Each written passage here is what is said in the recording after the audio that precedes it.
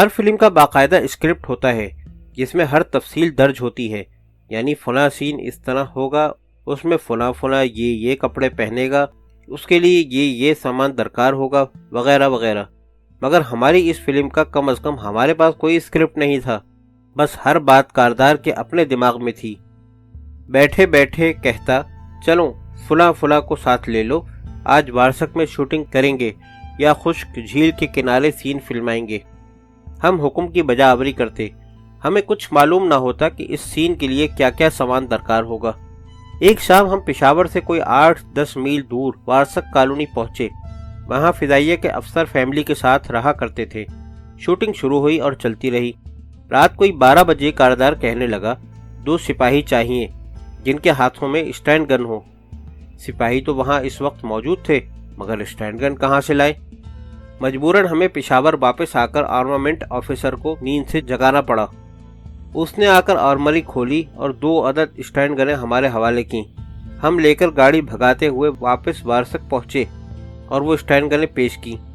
کاردار نے ان کی طرف دیکھا تک نہیں، کہنے لگا، میں نے سین کا وہ حصہ کاٹ دیا ہے، اب ان کی ضرورت نہیں۔ ہم تو سر پیٹ کر رہ گئے۔ ایک مرتبہ کاردار کو جو سین فلمانے کی سوجھی، وہ بھی وارسک ہی میں تھا۔ اس میں روزی اور اس کی سہیلی شبنم الگ صبح ایک مکان کے سامنے کھڑی دکھائی جاتی ہے۔ اوپر سے ایک 104 طیارہ چڑھتے سورج کی طرف پرواز کرتا ہوا گزرتا ہے اور یہ دونوں اسے دیکھ کر ہاتھ ہلاتی ہیں۔ اب باقی تو سب ٹھیک تھا، مگر 104 طیارے صرف سرگودھا میں تھے، سو ہم نے وہاں کے بیس کمانڈر کو فون کیا۔ ان دنوں ظفر چودھری صاحب وہاں تعینات تھے۔ ہم نے کہا، سر کل صبح 5 بجے ایک 104 چاہیے جو وارسک کے اوپر سے پرواز کرے، اسے ہم نیچے سے کنٹرول کریں گے۔ ظفر چودھری صاحب بھننا گئے، کہنے لگے، کون بول رہا ہے؟ ہم نے کہا، فلائٹ لیفٹیننٹ نقوی۔ غصے سے بولے، کس سے بات کر رہے ہو؟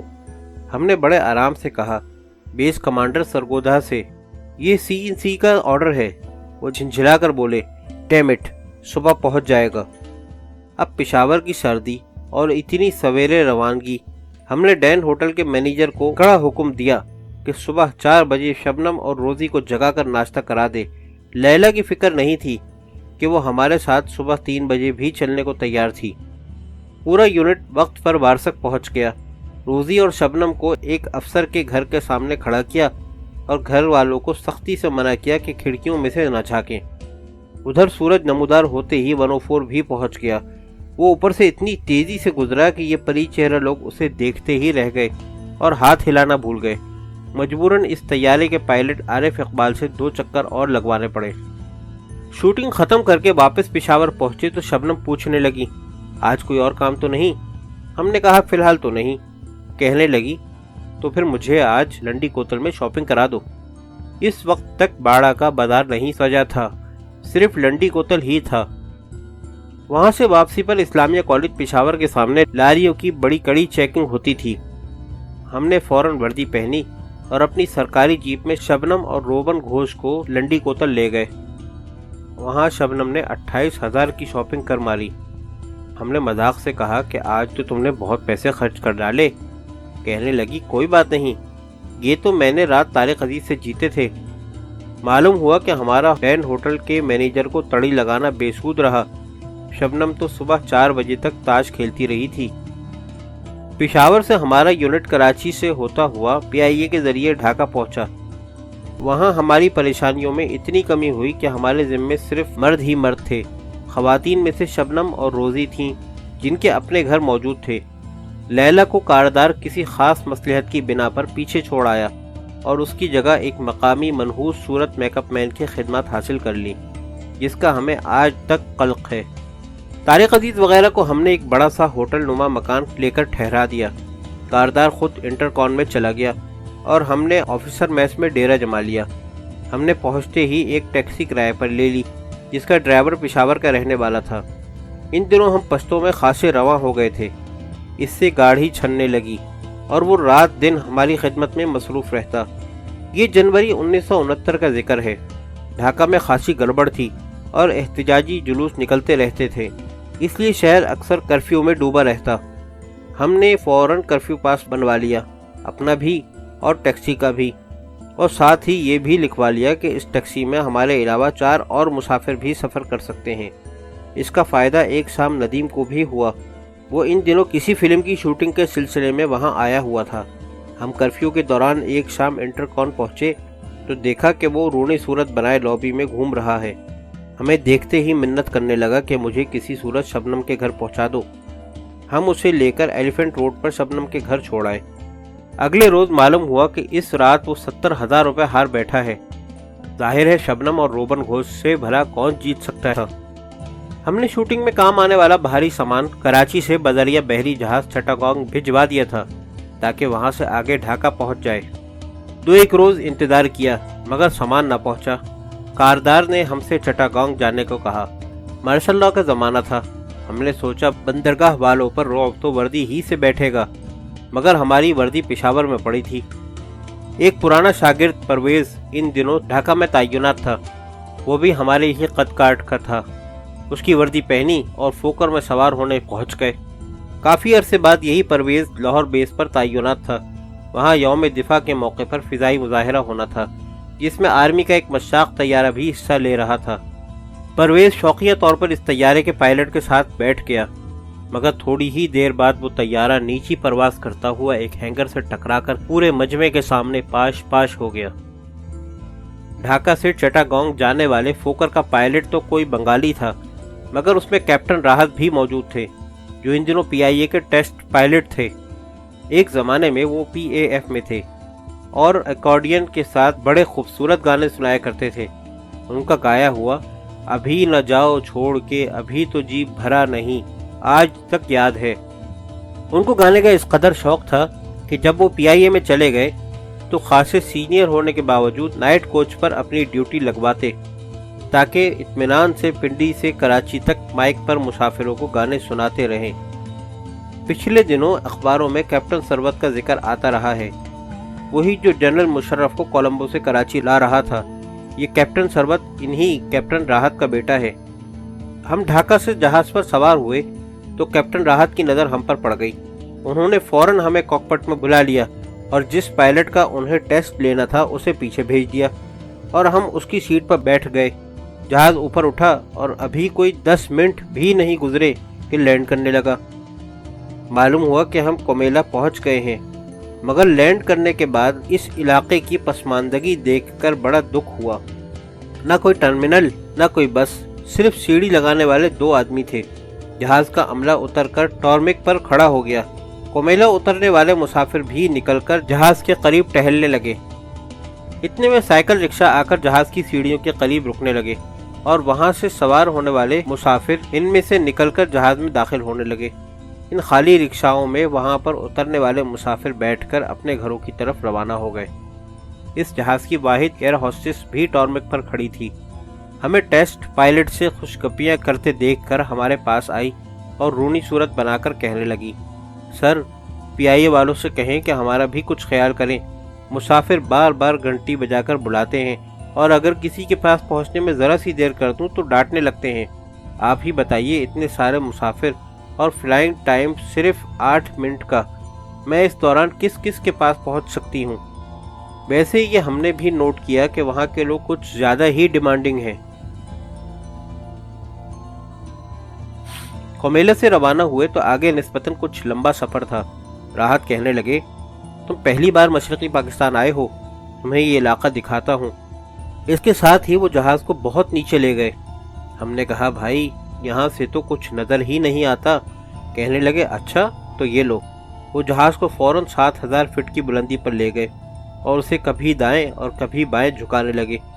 نتیجتاً پیچھے بیٹھے مسافروں کی چیخیں نکل گئیں، یہاں تک کہ جہاز کا اصلی کیپٹن بھاگا ہوا کاکپٹ میں آ کر پوچھنے لگا، سر خیریت تو ہے؟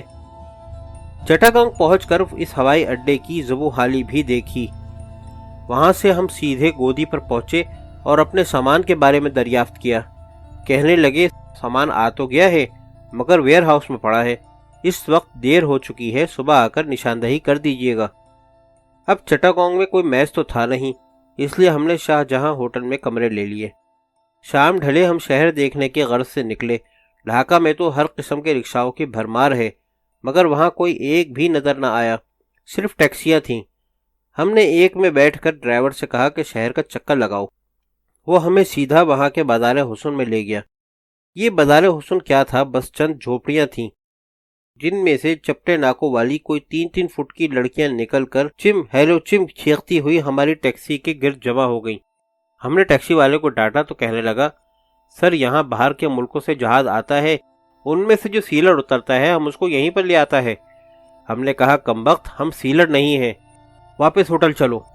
ہوٹل پہنچ کر ہم اس کی سب سے بالائی منزل پر چلے گئے، جہاں ایک خوبصورت بار تھا اور اس کی بڑی بڑی کھڑکیوں میں سے پورے شہر کا دل فریب منظر دکھائی دیتا تھا۔ اگلے روز اپنا سامان بھجوا کر ہم ڈھاکہ واپس آ گئے۔ وہاں قیام کے دوران اور بھی بہت سے لطیفے ہوئے۔ ایک روز جب کرفیو نہیں تھا اور ہماری ٹیکسی کاردار کے حوالے تھی تو ہم نے کہیں جانے کے لیے اپنے بیٹ مین سے کہا کہ رکشہ لے آئے۔ وہاں پر ایسے رکشہ تھے جن کے آگے سائیکل لگی تھی، اس کے علاوہ موٹر سائیکل رکشہ بھی تھے۔ اس لیے ہم نے اپنے بنگالی بیٹ مین کو باقاعدہ ہدایت کی کہ موٹر سائیکل رکشہ لائے۔ تھوڑی دیر بعد وہ نمودار ہوا اور مسکراتے ہوئے کہنے لگا، شاپ بیبی آ گیا، بالکل نیا والا۔ ہم تو سیخ پا ہو گئے۔ ارے گدھے، ہم چلائے، ہم نے رکشہ لانے کو کہا تھا اور تم بیبی لے آئے ہو۔ ساتھ والے کمرے میں ہمارا ایک بنگالی شاگرد تھا۔ ہماری آواز سن کر وہ دوڑتا ہوا ہمارے کمرے میں داخل ہوا، کہنے لگا، کیا ہوا سر؟ ہم نے بتایا، اس کمبخت سے رکشہ لانے کو کہا تھا اور یہ کوئی لونڈیا پکڑ لایا ہے۔ ہمارے شاگرد نے بیٹ مین سے بنگلہ میں بات کی اور ہنسنے لگا، کہنے لگا، سر یہاں رکشہ تو اس کو کہتے ہیں جو آدمی کھینچتا ہے، موٹر سائیکل رکشہ کو بیبی ہی کہتے ہیں۔ ڈھاکہ میں ایک مقامی ایم پی اے تھے جو وہاں کے پوش علاقے دھان منڈی میں رہتے تھے۔ ان کی بیگم شوقیہ طور پر فلموں میں بھی کام کرتی تھیں۔ نام تو ان کا نہ جانے کیا تھا، مگر انہیں شانی کہتے تھے۔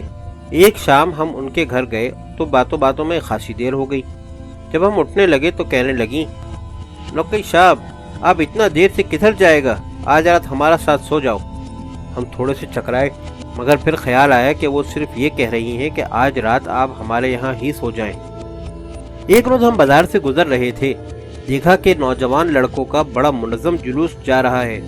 وہ 4 کی ٹکڑیوں میں بٹے ہوئے تھے تاکہ دفعہ 144 کی خلاف ورزی نہ ہو۔ ساتھ ہی وہ نعرہ لگا رہے تھے، چول بے نہیں، چول بے نہیں، یعنی نہیں چلے گا، نہیں چلے گا۔ ہم گاڑی روک کر ان کے قریب گئے اور ایک لڑکے سے پوچھا، کی چول بے نہیں؟ بڑے معصومانہ انداز سے کہنے لگا، امی جانی نا، یعنی میں نہیں جانتا۔ گویا وہ نعرہ اس لیے لگا رہا تھا کہ اسے وہ نعرہ لگانے کو کہا گیا تھا، باقی رہا اس نعرے کا مطلب تو وہ نعرہ لگوانے والے ہی جانے۔ ایک روز کرفیو کے دوران ہم روزی کے گھر اس کی خیریت پوچھنے پہنچ گئے۔ ہم نے کہا، کسی چیز کی ضرورت تو نہیں؟ کرفیو کی وجہ سے تم بازار نہیں جا سکتی۔ کہنے لگی، نوکوی صاحب کچھ اور نہیں چاہیے، گھر میں تالاب ہے، موصلی پکڑتا اور کھاتا ہے۔ کاردار کو صبح سویرے سین فلمانے کا بڑا شوق تھا۔ ڈھاکہ میں بھی اس نے ایک ایسا ہی پروگرام بنایا کہ شبنم اور طارق عزیز کو ایک ڈولتی ہوئی ناؤ میں بٹھا کر صبح سویرے شاٹ لیا جائے۔ اب وہ سین دریا کے کس حصے میں فلمایا جائے، اس مقام کا تعین ضروری تھا۔ لہذا ہم ڈھاکہ کے بیس کمانڈر ذوالفقار علی خان، جو بعد میں فضائیہ کے سربراہ بھی بنے، ان سے ہیلی کاپٹر دینے کی استدعا کی۔ وہ پہلے تو برہم ہوئے، مگر بعد میں ایئر ہیڈ کوارٹر پشاور سے بات کرنے کے بعد تیار ہو گئے۔ اس ہیلی کاپٹر میں ہم نے بوڑھی گنگا پر کئی چکر لگائے۔ ایک گوشہ کاردار کو پسند آ گیا۔ اب چونکہ اس مقام تک پہنچنا صبح سویرے تو ناممکن تھا، اس لیے مشرقی پاکستان حکومت کا ایک اسٹیمر حاصل کیا تاکہ اس میں پورا فلم یونٹ رات گزارے اور صبح تڑکے اپنا کام شروع کر دے۔ صدر گھاٹ سے اسٹیمر میں سوار ہو کر چلنے سے پہلے ہم نے ملازم کو 1 روپیہ دیا تاکہ ہمارے لیے پان لے آئے۔ ہم نے سوچا 1 روپے کے 2-3 پان تو آ ہی جائیں گے، مگر اس نے واپس آ کر ہمارے سامنے پورے 40 پان رکھ دیے اور ساتھ ہی ایک پتے میں لپٹا ہوا کوئی پاؤ بھر چونا۔ اس اسٹیمر میں 2 کیبن تھے، ایک شبنم اور روبن گھوش کو دے دیا اور دوسرا کاردار اور ہم نے سنبھال لیا۔ باقی تمام لوگوں کو نیچے ہولڈ میں بھیج دیا۔ مشرقی پاکستان کی آدھی آبادی چھوٹی چھوٹی کشتیوں میں رہتی ہے، جن کے درمیان ایک نیم گولائی کی چھت ہوتی ہے۔ یہ کشتیاں وہاں کے عظیم اور کشادہ دریا بوڑھی گنگا کے دونوں کناروں کے ساتھ ساتھ چلتی یا کھڑی رہتی ہیں۔ صرف اسٹیمر دریا کے بیچوں بیچ چلتے ہیں اور ان کی اٹھائی ہوئی لہروں سے یہ کشتیاں ڈھولتی رہتی ہیں۔ شام کو کاردار اور ہم اوپر عرشے پر جا کر بیٹھ گئے۔ تھوڑی ہی دیر میں مغرب کا وقت ہو گیا. کیا دیکھتے ہیں کہ ہر ڈولتی ہوئی کشتی کی منحنی سی چھت پر گھرانے کا سربراہ کھڑا نماز ادا کر رہا ہے. عجب رونگٹے کھڑے کر دینے والا منظر تھا. تھوڑی دیر بعد چاند ابھر آیا. کاردار نے ہم سے کہا کہ نیچے جا کر شبنم اور روبن گھوش کو بلا لاؤ. ہم نے جا کر ان کے کیبن میں جھانکا تو دیکھا کہ شبنم تو سو رہی ہے اور روبن سوٹ پہن کر کرسی پر بیٹھا کتاب پڑھ رہا ہے. اسے اوپر آنے کو کہا تو اس نے انکار کر دیا. ہم واپس اوپر پہنچے تو ہمیں تنہا دیکھ کر کاردار پوچھنے لگا کہ کیا ہوا. ہم نے کہا ہونا کیا ہے, شبنم سو رہی ہے اور روبن بیٹھا پہرا دے رہا ہے. جب وہ مقام آیا جہاں شوٹنگ کرنا تھی تو ہم نے جہاز رکوا دیا. قریب ہی کنارے پر ایک چھوٹا سا گاؤں تھا. رکا ہوا جہاز دیکھ کر وہاں کے لوگوں کو تجسس ہوا اور وہ اپنی چھوٹی چھوٹی کشتیاں لے کر جہاز کے قریب آ گئے. نئی نئی صورتوں پر نظر پڑتے ہی انہوں نے گانا بھی شروع کر دیا. ایک بنگالی ملازم کی مدد سے انہیں سمجھایا کہ ان کی کشتیاں ہمیں صبح سویرے درکار ہوں گی. ہم نے بھی اپنی بنگلہ دانی پر زور دیتے ہوئے کہا ٹاکا دیون, یعنی پیسے بھی دیں گے. وہ بڑی خوشی سے مان گئے اور اگلی صبح ہمارے بیدار ہونے سے پہلے ہی پہنچ گئے. وہ پھٹتے ہی ہم نے شبنم اور طارق عزیز کو ایک ناؤ میں سوار کرایا. دوسری میں کیمرہ مین بیٹھ گیا اور تیسری میں کاردار اور ہم. اس تمام تردد کا نتیجہ ایک چھوٹا سا سین تھا جس میں کاردار کی ہٹ دھرمی کے باعث کوئی ڈائلاگ نہیں تھا. بس شبنم اور طارق عزیز کو آمنے سامنے بیٹھا دکھایا. دونوں ایک دوسرے کی آنکھوں میں آنکھیں ڈالتے ہیں. طارق ناؤ کے کنارے پر اپنی ہتھیلی کھول کر رکھ دیتا ہے اور شبنم اس پر آہستہ سے اپنا ہاتھ جما دیتی ہے. اللہ اللہ خیر صلی اللہ. شاٹ ختم اور ہم بدھوؤں کی طرح لوٹ کر اپنے گھر یعنی ڈھاکہ واپس آ گئے. اللہ اللہ کر کے فلم کی شوٹنگ ختم ہوئی. اس کے بعد ہم نے اسے ایڈٹ کرایا اور پھر بڑے فخری انداز میں اسے فلم سینسر بورڈ کے سامنے پیش کرنے لاہور پہنچ گئے. مگر ہائے رے قسمت, انہوں نے فلم دیکھ کر اسے پاس کرنے سے انکار کر دیا. وجہ یہ کہ ایک سین جس میں شہزادی تاج کا ڈانس دکھایا گیا تھا اس میں اس کا زیریں لباس گھٹنوں سے ذرا اوپر تھا. ان کے اعتراض کی معقول وجہ تو یہ ہو سکتی تھی, مگر سینسر والوں کی نظریں اوپر کے بجائے ہمیشہ نیچے کی طرف ہی رہتی ہیں. اس وقت تک ایئر مارشل نور خان مغربی پاکستان کے گورنر بن چکے تھے, اس لیے ہم سیدھے گورنر ہاؤس پہنچے. وہاں سامنے ہی ان کی بیگم کھڑی تھیں. وہ غسیلی مشہور تھیں مگر اس روز بڑی شفقت سے پیش آئیں. کہنے لگیں نقوی صاحب پان کھائیے گا. ہم نے شکریہ ادا کیا اور کہا پہلے گورنر صاحب سے ملاقات کرا دیجیے, ضروری کام ہے. وہ اندر سے نمودار ہوئے. ہم نے اپنی بپتا بیان کی اور ساتھ ہی یہ بھی بتایا کہ ایک پنجابی فلم جو پاس ہو چکی ہے اس میں لاچے میں ملبوس ہیروئن کو زمین پر لیٹے ہوئے ہیرو کے سر پر ناچتے دکھایا گیا ہے اور وہ نیچے سے معنی خیز نظریں بنا کر اوپر کو دیکھتا ہے. اگر وہ فلم پاس ہو سکتی ہے تو ہم نے کون سا گناہ کیا ہے؟ انہوں نے فوراً ایک نیا سینسر بورڈ تشکیل دینے کا حکم صادر فرمایا جس نے ہماری فلم 2.5 منٹ میں پاس کر دی. اب آیا فلم کی رونمائی کا مسئلہ. اس وقت ایئر مارشل رحیم خان فضائیہ کے سربراہ تھے. انہوں نے صدر جنرل یحییٰ خان کو مدعو کیا اور ساتھ ہی تمام سفیروں اور بڑے بڑے افسروں کو. ہم نے فلم دکھانے کا پنڈی کے ایک بڑے سینما گھر میں انتظام کیا. فلم ختم ہونے کے بعد جس دروازے سے صدر صاحب کو نکلنا تھا اس کے سامنے ہم نے تمام ایکٹروں اور ایکٹریس کو لائن حاضر کر رکھا تھا.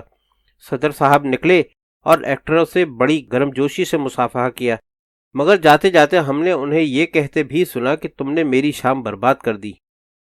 ہم نے وہ فلم ایک ڈسٹریبیوٹر کے حوالے کی اور اطمینان کا سانس لیا. کچھ دنوں بعد معلوم ہوا کہ وہ فلم پشاور کے ایک سینما میں لگی ہے. ہم نے سوچا دیکھیں تو صحیح کہ پردہ اسکرین پر ہماری کارکردگی کیسی معلوم ہوتی ہے اور لوگ ہماری انتھک محنت کا کس گرم جوشی سے خیر مقدم کرتے ہیں. پہلا ہفتہ ہم نے گزرنے دیا. سوچا کہ رش کم ہو جائے تو پھر جا کر اطمینان سے دیکھیں گے. مگر وائے قسمت, اگلے ہفتے اپنی بنائی ہوئی فلم دیکھنے پہنچے تو معلوم ہوا کہ اتر چکی ہے. اس معرکۃ الآراء فلم کا نام بتانا تو ہم بھول ہی گئے. اس کا نام تھا قسم اس وقت کی. اسی لیے ہم نے قسم کھا رکھی ہے کہ آئندہ کبھی فلم بنانے کے جھنجٹ میں نہیں پڑیں گے.